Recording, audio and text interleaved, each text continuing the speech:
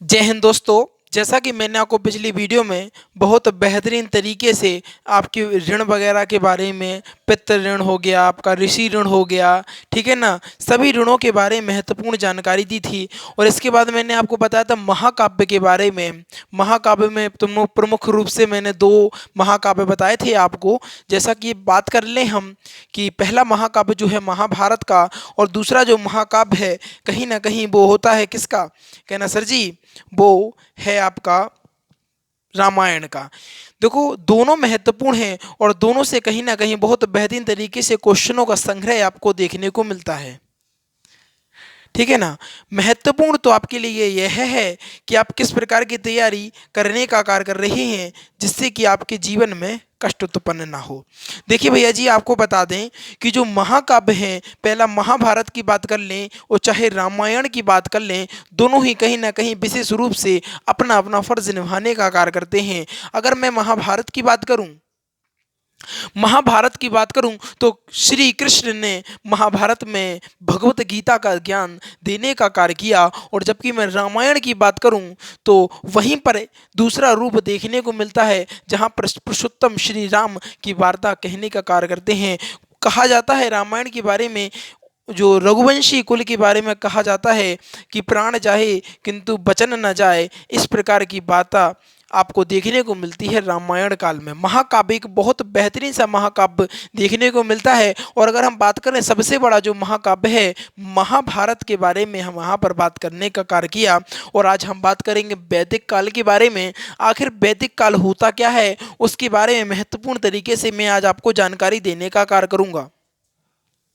सभी चीज़ें महत्वपूर्ण हैं, बशर्ते क्या है, आपको रेगुलरिटी मेंटेन रखनी है, आपको डेली पढ़ना है, डेली वीडियो को देखना है और नोट्सों को तैयारी बनाकर रखना है जिससे कि आपके जीवन में कष्ट उत्पन्न ना हो। कहीं ना कहीं आप अपने जीवन में आगे बढ़ने का कार्य कर रहे हैं, इसका एक प्रमुख कारण यह भी है कि आप रेगुलरिटी मेंटेन करे हुए हैं। नोट्स बनाइए, वीकली रिवीजन करिए। इस बात की मैं हर बार हर वीडियो में कहता हूँ, गारंटी देता हूँ, 2023 में नौकरी आपके हाथों पर होगी और आप उस मुकाम पर हासिल करेंगे। और उन लोगों को जवाब मिलेगा जो कहते हैं कि बेटा तुमसे ना हो पाएगा, उनसे जाकर कह देना कि हमने फ्यूचर एकेडमी XYZ से तैयारी करने का कार्य किया है और उनका कहना है कि भैया जी आप ही से ही हो पाएगा। आप बताइए मुझे एक बात, सोचिएगा, जो IAS अधिकारी होते हैं, बड़े लेवल की जो जॉब होती है, क्या वो इंसान नहीं होते हैं? वो भी आप जैसे हम जैसे ही खाना ही खाते हैं। और कहीं ना कहीं उनमें और आप में अंतर इसलिए हो जाता है कि वो किसी भी काम को करने में रेगुलरिटी मेंटेन रखते हैं, रेगुलर रहते हैं किसी चीज़ को, और पूरी तरीके से उसको करने के लिए एक जुट जाते हैं, जी जान लगा देते हैं अपनी, है ना। महत्वपूर्ण तो यही था। और अगर सच में चाहते हो कि पिता की फिक्र फक्र में बदल जाए तो भैया जी बता रहा मैं, वीकली रिवीजन करना मत भूलिएगा। बिल्कुल जरूरी है, पता बहुत जरूरी है वीकली रिवीजन करने के लिए। बात करेंगे आगे, सीधे चलते हैं आज के टॉपिक पर। आज का जो अपना टॉपिक है वैदिक कालों के बारे में महत्वपूर्ण जानकारी आज मैं आपको इस वीडियो में देने का कार्य करूंगा, जो कि बहुत महत्वपूर्ण होने का कार्य करेगी। अगर हम बात करें इसमें वैदिक काल को लेकर राजपूतों का काल का अध्ययन कहा जाता है। मैं पिछले वीडियो में आपको बहुत बेहतरीन तरीके से राजपूत काल के बारे में महत्वपूर्ण जानकारी दे चुका हूँ। आखिर राजपूत काल होता कैसा था और आखिर वह कार्य क्या करता था, इस सारी चीज़ों के बारे में मैं आपको पिछली वीडियो में जानकारी दे चुका हूँ। आप समझिए कि जो वैदिक काल होता है, वैदिक काल से लेकर, समझिए इसमें वैदिक काल से लेकर राजपूत काल के तक का अध्ययन किया गया है। वैदिक काल से लेकर राजपूत काल तक का अध्ययन कहाँ पर हमें देखने को मिलता है, कहना सर जी वह एकमात्र जो चीज़ है वह हमें मिलता है वैदिक काल में। क्या दोनों का अध्ययन हमें कहाँ पर मिलता है, कहना सर जी वैदिक काल में हमें देखने को मिलता है, और जो कि कहीं ना कहीं बहुत महत्वपूर्ण होने का कार्य करता है, जो कि बहुत महत्वपूर्ण है। आपको बता दें जो वैदिक काल से लेकर राजपूत काल के बारे में जो अध्ययन कराता है, एक्चुअली वह वैदिक काल ही कहलाता है। और मैं आपको पिछली वीडियो में बहुत बेहतरीन तरीके से बता चुका हूं कि राजपूत काल क्या होता है। पिछली वीडियो जाकर आप देखिए, प्लेलिस्ट में जाकर देखिए, 30 वीडियो का संग्रह आपको देखने को मिलता है। 30 वीडियो आपको वहां पर देखने को मिलेंगी और कहीं ना कहीं बहुत बेहतरीन सा कंटेंट आपको देखने को मिलता है। आप जाइए बाहुबली बैच में जाके देखिए, 60+ वीडियो वहां पर आपको देखने को मिलेंगी। वहां पर भी बायोलॉजी का बेहतरीन फाउंडेशन बैच में आपको पढ़ाने का कार्य कर रहा हूं। यहाँ पर आप देख सकते हैं वैदिक काल की अगर बात करें तो वैदिक काल कहीं ना कहीं 1500 बीसी से लेकर 1600 बीसी तक हमें देखने को मिलता है। 1500 बीसी से लेकर 1600 बीसी तक हमें देखने को मिलता है। अगर हम वैदिक काल के बारे में बात करें तो वैदिक काल को कहीं ना कहीं 2 चरणों में बांटा गया है। वैदिक काल को भैया जी कहीं ना कहीं 2 चरणों में बांटने का कार्य किया गया है। अगर हम पहले चरण की बात कर लें तो ऋग वैदिक काल, और दूसरे चरण की अगर हम बात करें तो उत्तर वैदिक काल।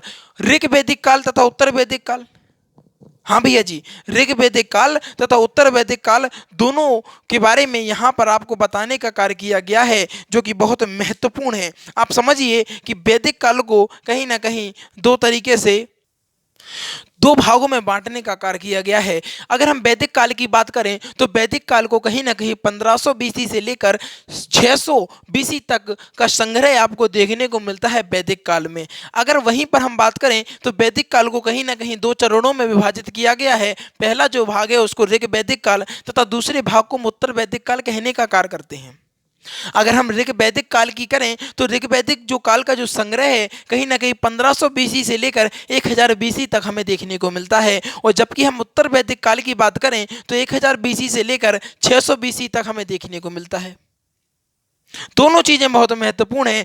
आप एग्जामिनर आपसे इस प्रकार क्वेश्चन करता है कि बताइए ऋग वैदिक काल का जो समय है वो कहां से कहां तक का है। कहना सर बहुत बेहतरीन तरीके से हमारे सर ने मुझे बहुत बेहतरीन तरीके से पढ़ाया है कि जो ऋग वैदिक काल है वो कहीं ना कहीं 1500 बीसी से लेकर 1000 बीसी तक रहा।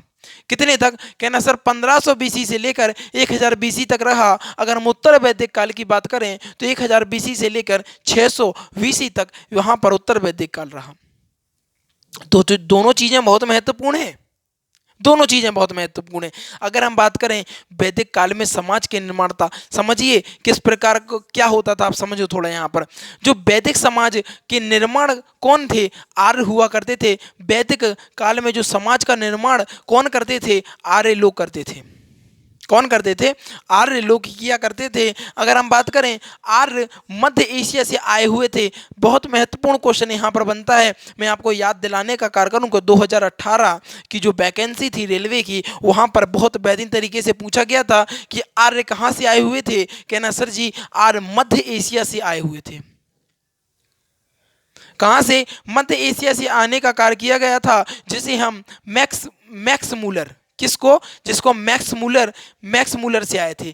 एशिया, मध्य एशिया या मैक्स मूलर, दोनों ऑप्शन आपको देखने को मिल जाते हैं। कन्फ्यूजन वहां उत्पन्न हो जाता है, कन्फ्यूजन तो वहां उत्पन्न हो जाता है भैया जी, जहां पर मध्य एशिया की जगह वह मैक्स मूलर लिख देते हैं और बच्चे कन्फ्यूजन हो जाते हैं। क्योंकि भैया जी सभी को पता है आर्य मध्य एशिया से आए थे, लेकिन जिस व्यक्ति ने डिटेल से चीजें पढ़ी होंगी उसी को पता होगा कि जो आर्य है वो मैक्स मूलर से आए हुए थे या मध्य एशिया से कहें, दोनों नाम एक ही हैं, दोनों चीजें एक ही हैं।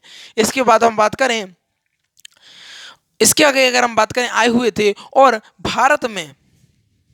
भारत में सप्त सैंधव प्रदेश यानी 7 नदियों, समझिएगा सीधा सीधा अगर हम बात करें 7 नदियों का प्रदेश यानी पंजाब हरियाणा में बस गए थे। अगर हम बात करें भारत में जब आर्य है मध्य एशिया से आ गए, अब आएंगे तो कहीं ना कहीं रहेंगे, और वो रहने का कारण उन्होंने 7 नदियों का, जो आपको बता दें जो 7 नदियों का प्रदेश है यानी पंजाब। अभी भैया जी अगर बात करें हम 7 नदियों का प्रदेश या पंजाब की बात करें, क्या 7 नदियों का प्रदेश यानी पंजाब की बात करें हम, ठीक है ना, पंजाब की बात करें, पंजाब तथा हरियाणा में बसने का कार्य किया।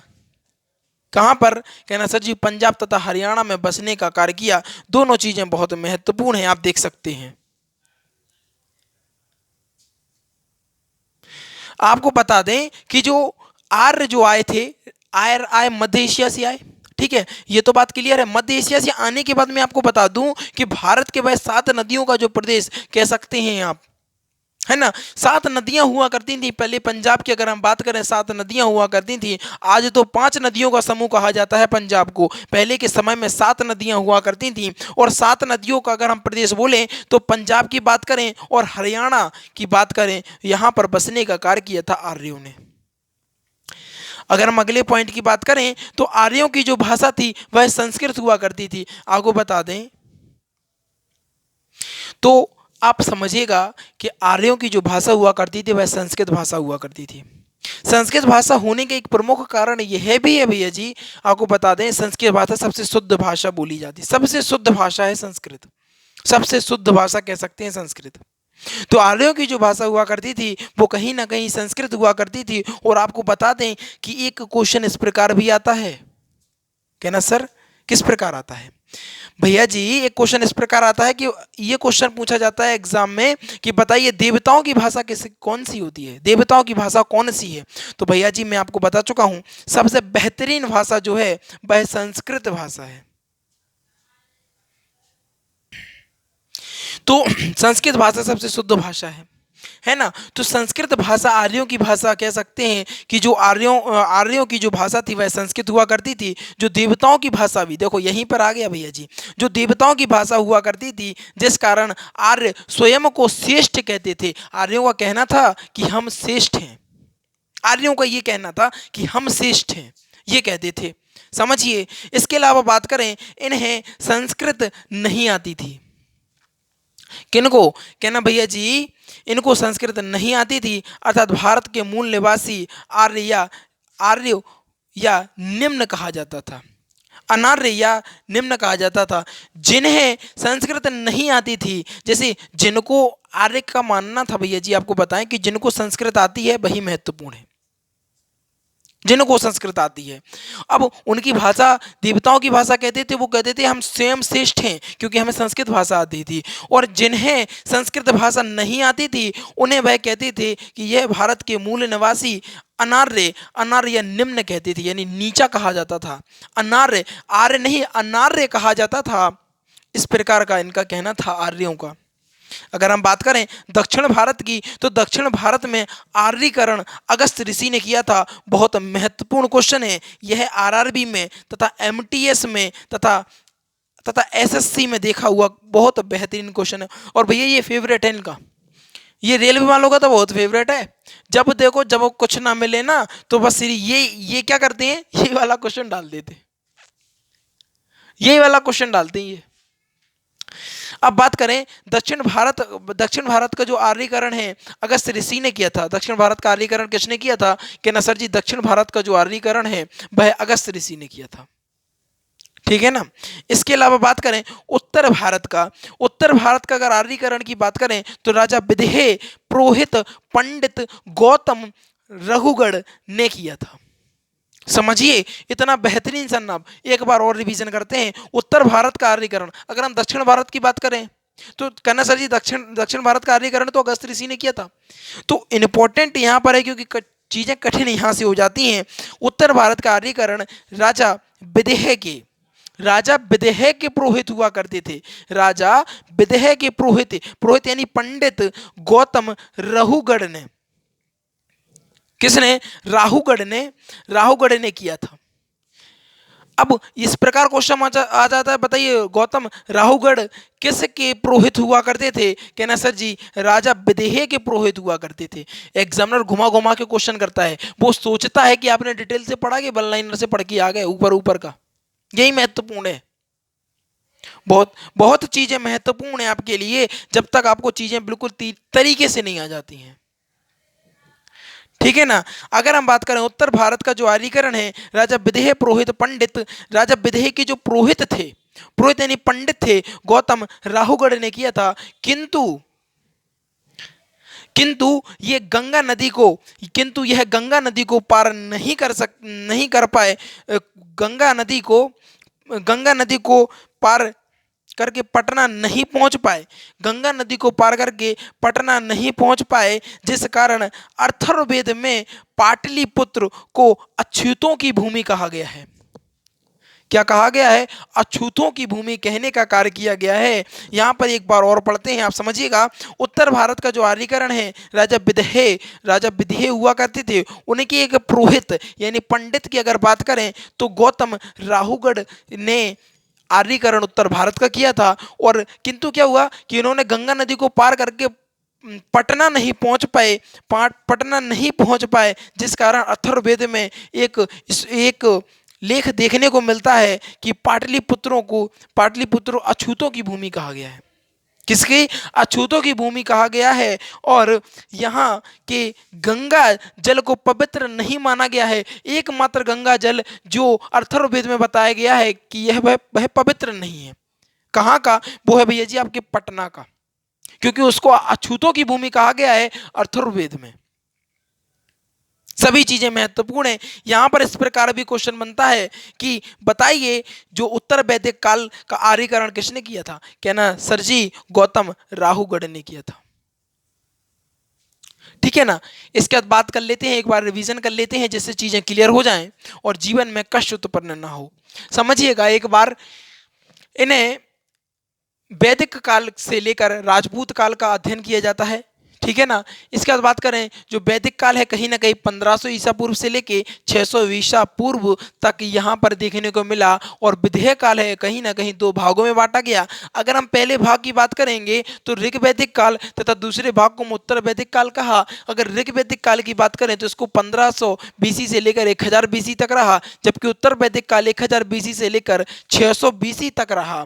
अगर हम अगले पॉइंट की बात करें, वैदिक समाज का निर्माण आर्यों ने किया था। आर्य मध्य एशिया या मैक्स मूलर से आए हुए थे। भारत में 7 नदियों का जो प्रदेश आपको बता दें पंजाब और हरियाणा में, वह रहने का कार्य किया। और आर्यों की प्रमुख भाषा संस्कृत हुआ करती थी और यही भाषा देवताओं की हुआ करती थी। इस कारण आर्य अपने आप को श्रेष्ठ मानने का कार्य करते थे। जिन लोगों को संस्कृत नहीं आती थी उन्हें वह क्या बोलते हैं, अनार्य तथा निम्न कहा जाता था।